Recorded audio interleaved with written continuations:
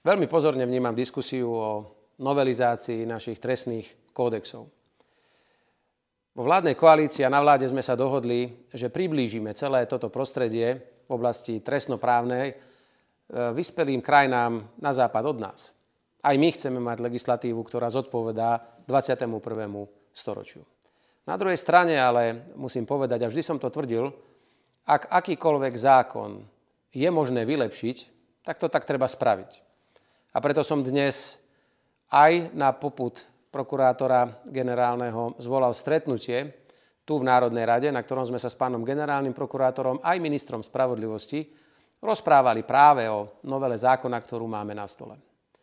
Zhodli sme sa na tom, že tie ciele, ktoré sú tam dané, Slovensko približujú k vyspelým demokratickým krajinám, kde sa menej hovorí o drakonických trestoch a viacej o odškodňovaní obetí a podobne.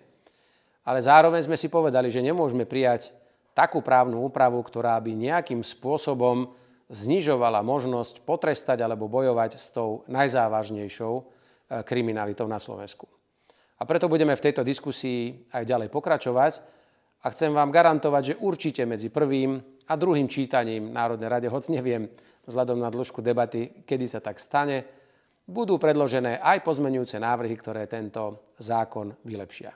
A preto by som mnohým kritikom alebo aj tým, ktorí pochybujú o tom, čo sa to tu v parlamente deje, odporúčal možno počkať si až na to definitívne znenie zákona, pretože až vtedy bude môcť niekto povedať, či ten zákon je zlý alebo dobrý.